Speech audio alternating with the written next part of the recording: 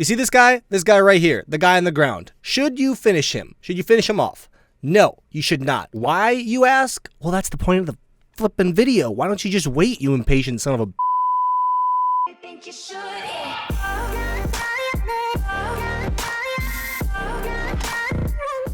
In general, I feel like a lot of people treat all downed players the same way. And I mean that by saying some people always shoot downed players and other people almost never shoot downed players. And that's not how you should be treating the situation. You should be looking at every downed player individually, because there are certain times where it's advantageous to not kill them and other times where it's very helpful to kill them. And we're going to be laying that out in today's video, the times you should be killing downed opponents and the times you should not be killing downed opponents. Let's get right into it and start with talking about when you should not shoot downed opponents, because I feel like this is the biggest area of misunderstanding. A lot of people think it's almost always better to shoot a downed opponent because if they're dead, they can't do anything, right? Well, that is not the case. There are a few situations I'm going to lay out for you where you should not shoot enemies on the ground. This first one is the most obvious. If your partner is downed or someone in your squad is downed and someone in the enemy squad is downed, shooting the enemy person that's downed is a surefire way to get your partner, your team member, killed as well. And you don't want that because that lowers both teams' chances of winning the game. If you shoot an enemy that's downed and you finish him off, they're going to shoot your teammate and he's going to be finished off, and then your chances of winning the entire game have just gone down. It's a much better strategy to leave the enemy that's downed, hunt out their team, and then hopefully res your remaining member if they're doing the same thing. It's basically like a hostage situation. I like to treat downed enemies as hostages, and I'm going to use this example a lot more in the upcoming situations. So situation number one, your teammate is downed. Don't shoot the enemy downed player. Situation number two extends this a little bit further, where your teammate isn't downed or your squad mates aren't downed, but they could go down. They're fighting, you're not near them, or you don't know where the opponent is. You should probably not kill the enemy downed person. And here's why. If your teammate goes down, you're then put in the same situation as before, where your teammate is downed and the enemy is downed. But if you've killed the enemy, they're going to kill your teammate because you've ruined their chances at winning the game, basically, and they want to get revenge. They're going to do the same thing to you. So in situations 1 and 2, where your teammate is downed or could go downed, you don't want to shoot the enemy, because you want to keep that hostage available. If you're keeping their teammate alive, they're going to keep your teammate alive because you both have some bargaining power on the other. As soon as they kill your teammate, they have no bargaining power against you. You got to use these hostages to your advantage. Speaking of advantage and hostages, this brings me to the third situation in which you shouldn't kill a downed enemy. And that is a situation where the enemy positions are unknown or they're in a better position than you. Basically, if you have to take a risk to kill them, you should not do that. You should stay by their downed person, probably trap them in somewhere,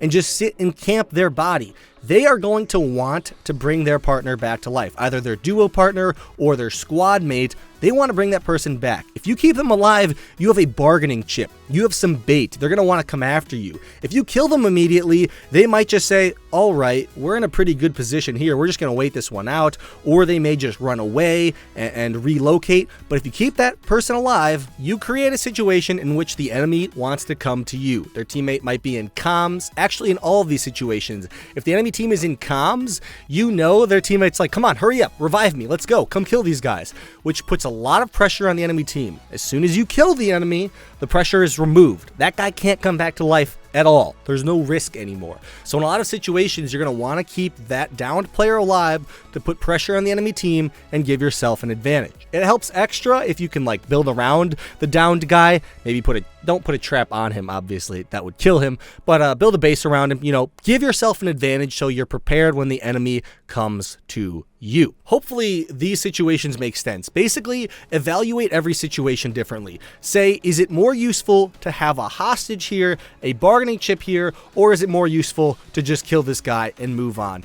I'm going to help you make that decision further, though, by talking about some situations when you should definitely kill a downed opponent, because there are situations when you just want them out of the question, out of the equation, and gone. The first situation where you should definitely kill someone downed is when you're fighting at a medium or longer range, and you can't really take the opponent as a hostage. If you down someone or kill someone that's in a group, and they're kind of far away, they're going to immediately build around them and try to res them. You're going to want to try to stop this at all costs. You can't really use him as a hostage if he's far away, so killing him is going to be your best bet. That's going to create the most pressure on the enemy. They're going to waste resources trying to cover him. They're going to be down a person if you can just kill him right away.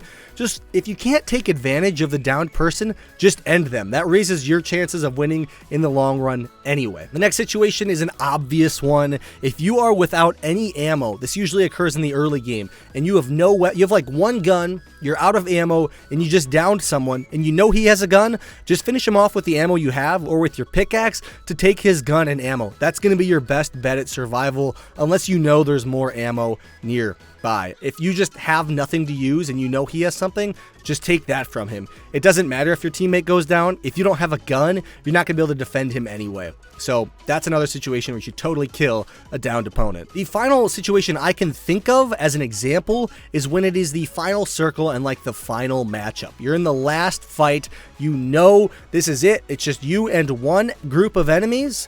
Either a duo team or it's your squad versus another squad.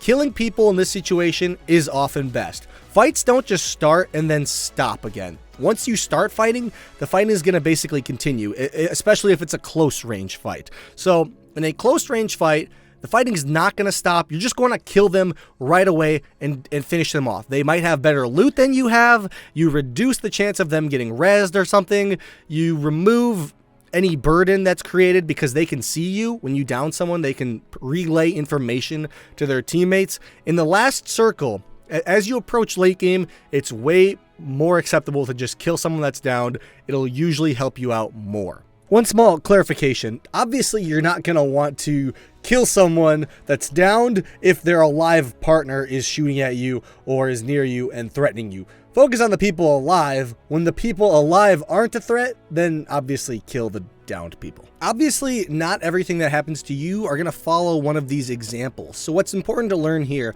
is weigh the pros and cons, obviously very quickly, of keeping someone alive. If you create pressure by keeping them alive, you're going to want to do that. Keep them alive. Pressure the enemy team, because when they're under pressure, they're going to make more mistakes. Just remember, it's not your job to keep them downed or let them die. It's the enemy team's job to revive them. Don't go out of your way too much to stop the revive. If there's obviously a situation where they've overpowered you and they're reviving them and you can't get in, don't worry about it, because they're just bringing the fight back to like equal terms if you think about it. Don't stress yourself out over having someone down. That defeats the purpose. Don't put pressure on yourself. You're putting pressure on the enemy. And also just know when the pressure you create is going to be either too little or just outweighed by whatever the person may have on them. You might just want to kill them. It could be whatever. So hopefully this has helped you get a good grasp of when it's better to keep them alive versus down them. You'll be able to make your own decisions. If this did, be sure to leave a like down below, share it with your friends, all that good stuff, YouTube. Yeah, and I'll see you guys all later. It's truly saddening to me that this video didn't get to 10 minutes, but whatever. Take care. Watch some of my other videos. Have a good one. Love Hawk out.